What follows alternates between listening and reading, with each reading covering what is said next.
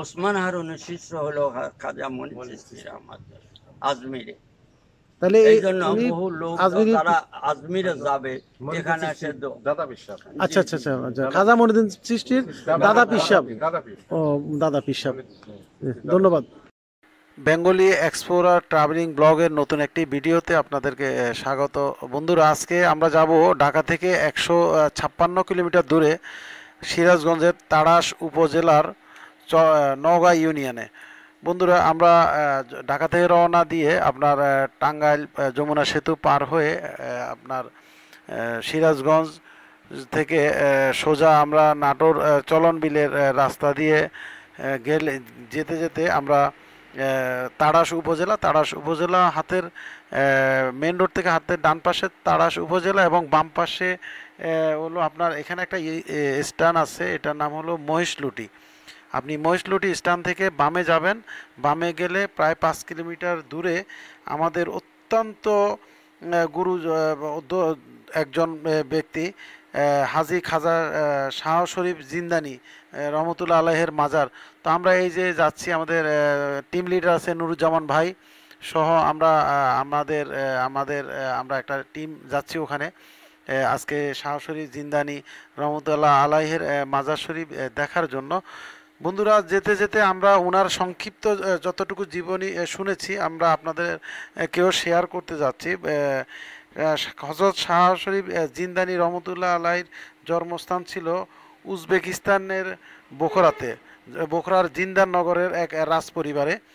তো উনি জন্ম থেকে শুরু করে উনি যখন আস্তে আস্তে বড় হচ্ছিল উনি অত্যন্ত বুদ্ধিমত্তা এবং অনেক জ্ঞানী ছিলেন।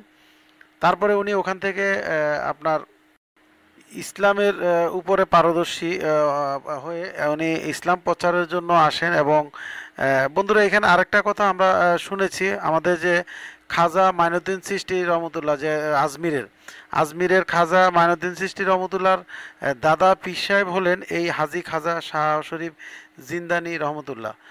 আমরা এই যে এখন যে স্ট্যান্ডটাতে আছি এটা হলো আপনার মহিষলুটি। এখানে মহিষলুটি থেকে আমরা বামে চলে যাব, এই যে জিন্দানি, এখান থেকে প্রায় 5 কিলোমিটার গেলেই আমরা এই মাজার। এবং এই যে যাওয়ার সময় যে রাস্তাটা অত্যন্ত সুন্দর দৃষ্টিনন্দন একটা রাস্তা। তো বন্ধুরা, যেটা বলতে চাচ্ছিলাম যে আমাদের খাজা মাইনুদ্দিন চিশতির পীর সাহেব ছিলেন খাজা ওসমান হারুনি, এবং খাজা ওসমান হারুনির পীর সাহেব ছিলেন হাজী খাজা শাহ শরীফ জিন্দানি। বন্ধুরা, আমরা যতটুকু শুনতে পেরেছি তখনকার সময় নাটোরের চলনবিল এলাকায় উনি এসে তৎকালীন সময় নবদীক্ষিত মুসলিমদের নিয়ে একটা দল গঠন করেন এবং চলনবিলের বিভিন্ন অঞ্চলে ইসলামের দাওয়াত পৌঁছান। এখানে একটা কথা আছে, এখানের তৎকালীন সময় এই জায়গাটা শাসন করতেন রাজা বাংশিন। তখন উনি রাজা বাংশিনকে ইসলামের দাওয়াত দিয়েছেন এবং ওনার বিভিন্ন কার্যকর্মে তখন শত শত অমুসলিম মুসলিম হচ্ছে। তখন রাজা বাংশিংয়ের সাথে এই আমাদের খাজা শাহ শরীফ জিন্দানি রহমতুল্লাহ আলাইয়ের সাথে যুদ্ধ হয় এবং বানসিং হেরে যান। হেরে গিয়ে বানসিং তার পরিবারবর্গ নিয়ে এখানে একটা দিঘি আছে, সেই দিঘিতে নিজেই আত্মহত্যা করেন। বন্ধুরা, আমরা এখানে এসে আমরা যতটুকু তথ্য পেয়েছি আমি আপনাদের সাথে শেয়ার করতেছি। যদি ভুল ত্রুটি হয় আপনারা মার্জিতভাবেই দেখবেন। আমরা চেষ্টা করেছি যতটুকু নিখুঁতভাবে সঠিক তথ্যগুলো আপনাদেরকে জানানোর জন্য। এবং এখানে একজন আপনার এই খাদেম আছেন দীর্ঘ দিন ধরে, দীর্ঘ প্রায় 60 বছর ধরে এখানে উনি খাদেম, আমরা ওনার মুখেও শুনবো। তো আমরা এখন যাব মেইন মাজারে। এখানে ঢুকে হাতের ডান পাশে এই যে মাজার শরীফ। এবং এখানে আরেকটা কথা বন্ধু আপনাদেরকে বলে রাখি, এই মাজার শরীফের সাথে হলো এখানকার মাজার শরীফের পাশেই এক গম্বুজ বিশিষ্ট প্রধান একটা মসজিদ আছে। আমরা সেটা এখানে তার জীবনী, এই যে বোর্ডটা দেখতে পাচ্ছেন ওনার জীবনী দেওয়া আছে, আপনারা দেখে নেবেন। আর এখানে যে মসজিদটার বলেছি এটা প্রধান গম্বুজ, যেটা এক গম্বুজের উচ্চতায় হলো 26 ফুট এবং ভিতরে খিলেনা কাজ করা। বন্ধুরা, এখানে আরেকটা জিনিস হলো 1526 খ্রিস্টাব্দে গোড়াদিপাত সুলতান নসরত শাহর রাজত্বকালে এবং পৃষ্ঠপোষকতায় এই মসজিদ নির্মাণ করা হয়। আমরা যেই দেখতে পাচ্ছি এই আমাদের সেই হাজী শাহ শরীফ জিন্দানি রহমতুল্লাহর মাজার। এই মাজারের পাশে হলো মসজিদ, আমরা মসজিদেও আপনাদেরকে দেখাবো। এবং একটা জিনিস এখানে এসে দেখতে পাচ্ছি প্রচুর তার ভক্তবৃন্দের সমাগম। এখানে প্রচুর লোকজন সারা বাংলাদেশ থেকে তথা সারা বিশ্ব থেকে লোকজন আসেন, টুরিস্টও আসেন, তার ভক্তবৃন্দ আসেন, এসেই তারা এখানে তার কবর অর্থাৎ তার মাজার জিয়ারত করেন। তাদের যার যার মাজার জিয়ারতের উদ্দেশ্যে আসেন এবং অনেকে পর্যটক দেখতে আসেন। আমরাও আসছি এখন।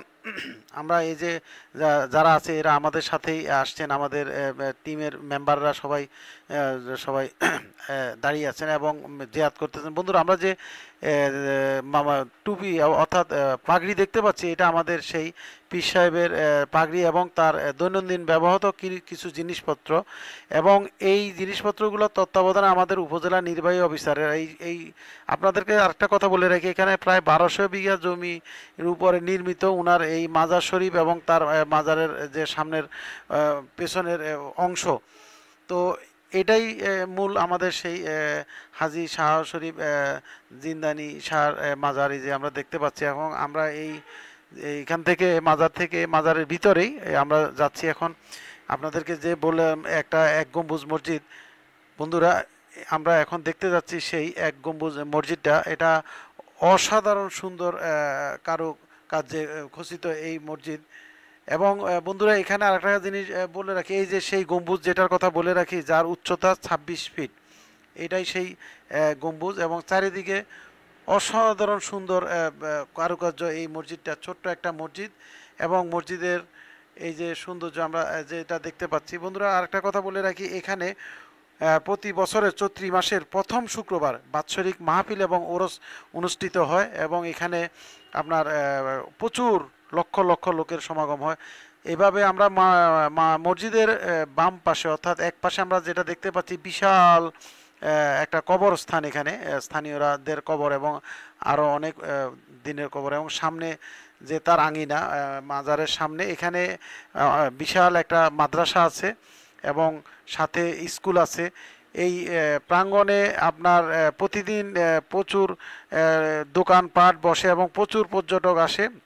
বন্ধুরা আমরা এখন যে শুনবো আমাদের এখানকার যে খাদেমের কথা বলেছিলাম, আসুন আমরা সেই খাদেমের মুখেই আমাদের এই জিন্দানি রহমতুল্লাহ জীবনীর ঘটনাগুলো শুনি। আমরা এখন এই মাজারের ব্যাপারে জানতে চাই আমাদের খাদেম সাহেবের কাছে। হুজুর, আমরা জানতে চাই এই মাজারের ব্যাপারে একটু বলেন তো। ইনি হযরত হাজী শাহ শরীফ জিন্দানি রহমতুল্লাহ, ইনার বাড়ি ছিল জিন্দান শহরে। জিন্দান শহর থেকে ইসলাম প্রচারের জন্য এখানে আসছিলেন এবং এখানে তখন রাজা ভাং সিং নামে একটা প্রবলশালী রাজা ছিলেন। ওনার কাছে আসে একটু জায়গা চায়া উনি এখানে বসলেন। বসার পরে দেখে যে ব্রাহ্মণেরা পূজা দিচ্ছে কালী ঘরে। যেমন আর প্রথম মাঝে যাই যে উনি ওই পূজা দেয়, কিছুই খায় না ওরা দেবতা। শেষে উনি ব্রাহ্মণদের ডাকছে যে আসো দেখি কি খায় না, বলে না দৃষ্টি করে। উনি যখন হুকুম করলেন তখন খাওয়া আরম্ভ করলেন। করার পরে প্রথম ওই 9 জন ব্রাহ্মণ আপনার হইল মুসলমান, হ্যাঁ বায়াত হলো। তারপরে আস্তে আস্তে বায়াত করতে লাগলেন। রাজা ভাং সিং তখন ওনাকে করার জন্য যেদিকে তীর ধনুক মারে যুদ্ধ আরম্ভ করে দিল। করার পরে ওই বাঘ যা সামনে দাঁড়ায় আর ওনাকে মারতে পারে না। তারপরে উনি সময় নিলেন যে আমি বায়াত হব, বায়াত করো। শেষে উনি ওদের মুন গুম্ভরে নামে পুকুর, এখন ভরট হয়ে গেছে। আমাদের যে টয়লেট আছে ওই টয়লেটটাই হইল মুন গুম্ভরে পুকুরের পার। ওখানে সপরিবারে আপনার আত্মহত্যা করে। এই প্রথম মাঝে যাব না এটা। আপনি কত বছর ধরে আছেন এখানে? আমি 54 বছর, 1962 থেকে আমি মুয়াজ্জিন ইনশাআল্লাহ করি এই মসজিদে।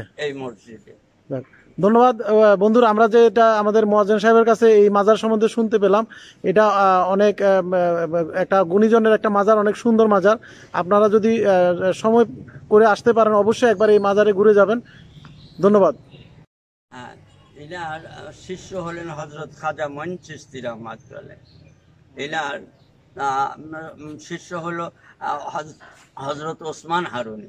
ওসমান হারুনের শিষ্য হলো খাজা মনির চিশতি শাহ মাদ্রাস আজমিরে। তাহলে এই জন্য উনি বহু লোক আজমিরি, তারা আজমিরে যাবে এখানে এসে দাদা বিশ্বাস আচ্ছা আচ্ছা আচ্ছা আচ্ছা, খাজা মনিউদ্দিন চিশতির দাদা পীর সাহেব। দাদা পীর। ও দাদা পীর সাহেব, ধন্যবাদ। আমরা যেটা দেখতে পাচ্ছি এটা মাজারের সামনে সিন্নি পাকানো হচ্ছে। এই যে এটা আপনাদের কি প্রতিদিন হয় মুরগি? না না না, আপনারা কি এখানকার না আমার বাড়ি বাগাবাড়ি। বাগাবাড়ি থেকে আসছেন না? ও আচ্ছা আচ্ছা। আমরা এখন জিন্দারি মাজার না? মাজার, এটা অনেক পুরাতন, জায়গাটা অনেক সুন্দর, যা দেখে আমরা মুগ্ধ এবং অভিভূত, খুব সুন্দর লাগছে জায়গাটা। ধন্যবাদ। আমরা আসছি ঢাকা থেকে, আসছি এখানে সিরাজগঞ্জ তারাস উপজেলা শাহ শরীফ জিন্দানির মাজার শরীফ। এই মাজার শরীফ ঐতিহ্যবাহী। উনি ইরাকের ইয়েমেন থেকে এই বাংলাদেশে আসছে। উনি হযরত খাজা মঈনুদ্দিন চিশতির দাদা পীর। আচ্ছা আচ্ছা। এটা আমরা জানি।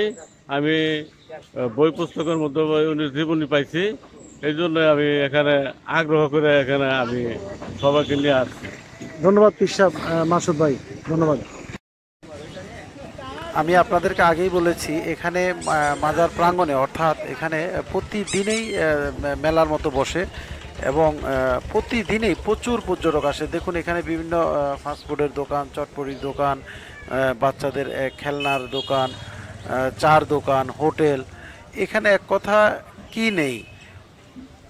কিন্তু জায়গাটা এত সুন্দর, এত অসাধারণ, আপনারা যদি না দেখেন আপনাদেরকে আমি বোঝাতে পারবো না। আপনারা যদি সম্ভব হয় পারেন আপনারা অবশ্যই এসে দেখে যাবেন। ধন্যবাদ বন্ধুরা যারা এতক্ষণ আমাদের সাথে ছিলেন।